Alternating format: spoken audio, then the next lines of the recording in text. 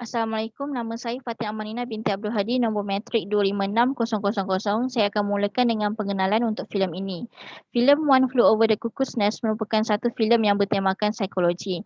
Filem ini merupakan sebuah filem Amerika Syarikat yang berdasarkan sebuah novel karya Ken Kesey pada tahun 1962.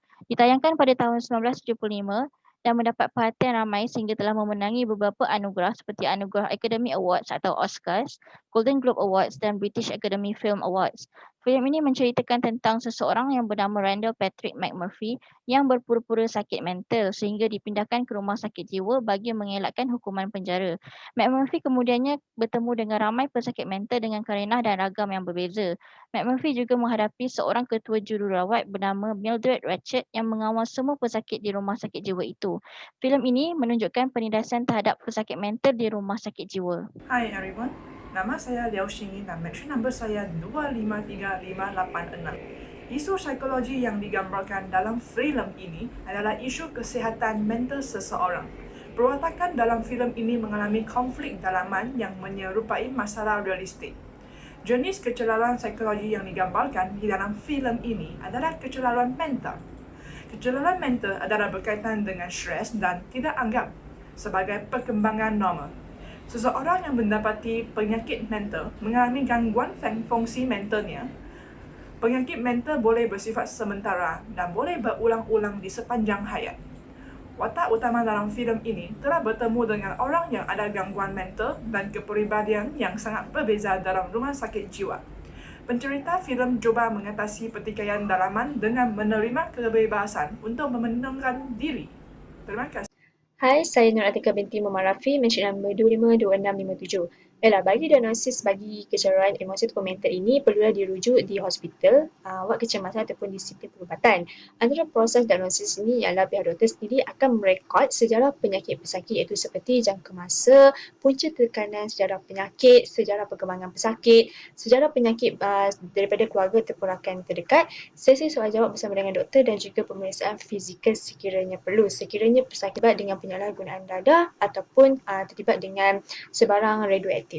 Baiklah, simptom yang bagi kecelaruan emosi ataupun kecelaruan mental ini boleh dilihat sama ada kemurungan, berasa diri tidak berguna, perubahan sikap seperti menangis ataupun bertindak secara melulu, dan simptom yang paling perlu diberi perhatian ialah apabila pesakit cuba untuk membunuh diri. Antara rawatan yang boleh digunakan bagi kecelaruan mental ini ialah dengan memberi ubat secara konsisten dan juga tepat, terapi psikologi, terapi kognitif, sesi kaunseling berkelompok dan juga pendidikan psikologi. Okay, Assalamualaikum. Nama saya Muhammad Sabirin bin Sa, nombor matrik 281181. Okay, pada hari ini saya akan menerangkan faktor-faktor yang mendorong berlakunya kecelaruan fizikal dalam watak-watak terdapat dalam filem yang kami telah kaji.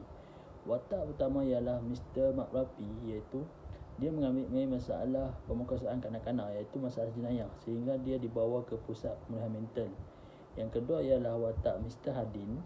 Mr. Hardin dia mempunyai masalah seksual dengan isterinya sehingga dia mendakwa isterinya berlaku seksual dengan lelaki lain dan dia menyerah diri secara sukarela untuk pergi ke hospital sakit mental. Yang ketiga ialah Billy Bibit. Iaitu Billy Bibit ini mempunyai masalah dengan keluarganya kerana emaknya terlalu garang dan membuatkan dirinya tertekan sehingga membuatkan masalah mental terjadi pada dirinya. Assalamualaikum warahmatullahi wabarakatuh. Saya Nur Aisyah binti Mustafa 277592. Teori psikologi yang terdapat dalam filem One Flew Over the Cuckoo's Nest ialah teori personality, teori motivasi dan emosi dan teori pembelajaran. Teori personality ini dapat dilihat daripada watak Chief iaitu seorang yang introvert dan watak McMurphy iaitu seorang yang extrovert. Teori motivasi dan emosi pula dapat dilihat daripada babak di mana Chief menggunakan air pancu hidroterapi untuk menghancurkan tingkap di hospital itu. Kemudian beliau melarikan diri daripada hospital tersebut. Babak ini berlaku setelah beliau berasa kecewa dan sedih dengan keadaan yang menimpa McMurphy. Teori terakhir ialah teori pembelajaran. Babak yang dapat dikaitkan dengan teori pembelajaran ialah babak di mana para pesakit beratur di hadapan kaunter untuk mengambil ubat mereka setelah mereka mendengar alunan muzik dan pengumuman daripada jururawat yang bertugas. Assalamualaikum, nama saya Ashraf Mukhlis bin Izhar, nombor metrik 254170. Saya ingin menerangkan 3 jenis personaliti yang dapat dilihat dalam filem ini. Pertama sekali ialah Randall McMurphy, Billy Bibbitt dan juga Ratched. Randall Patrick McMurphy seorang yang berpura-pura gila kerana dia ingin melepaskan diri daripada hukuman penjara atas kesalahan jenayah yang dilakukan terhadap gadis bawah umur. Kedua ialah Billy Bibbitt. Dia seorang yang kurang sioman dan pertuturannya juga agak tidak lancar. Dia jadi begini disebabkan oleh penolakan cinta daripada seorang gadis.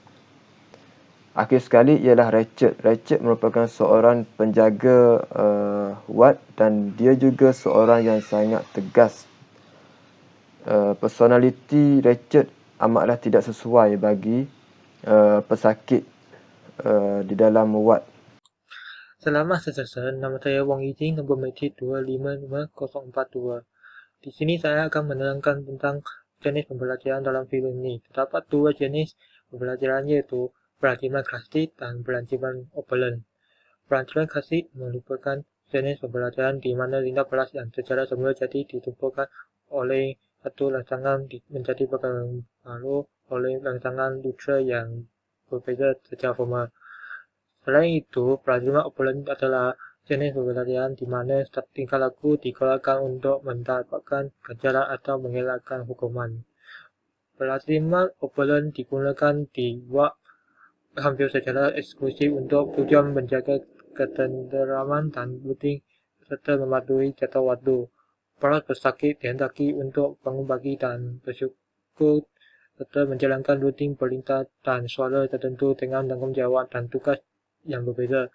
Pesakit dilatih untuk bertindak balas terhadap perkara-perkara tertentu dengan cara-cara tertentu.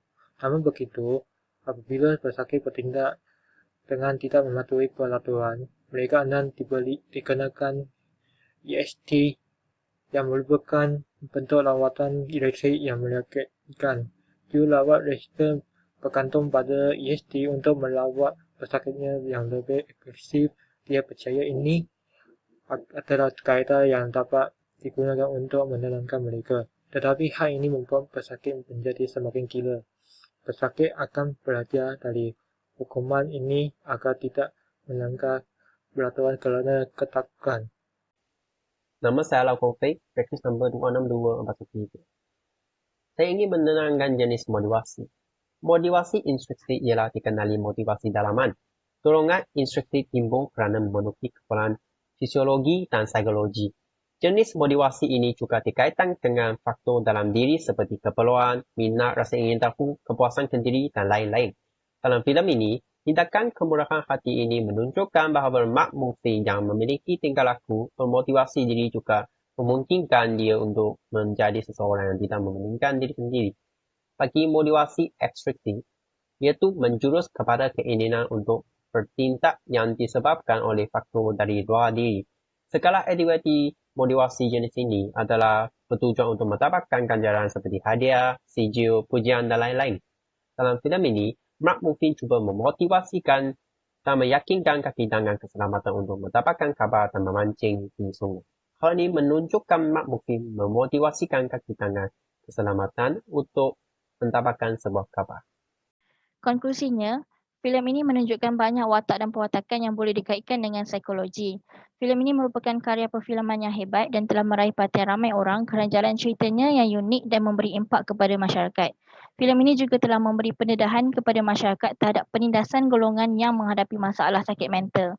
Akhir sekali, filem ini juga memberi banyak pengajaran tentang kehidupan pesakit mental di rumah sakit jiwa.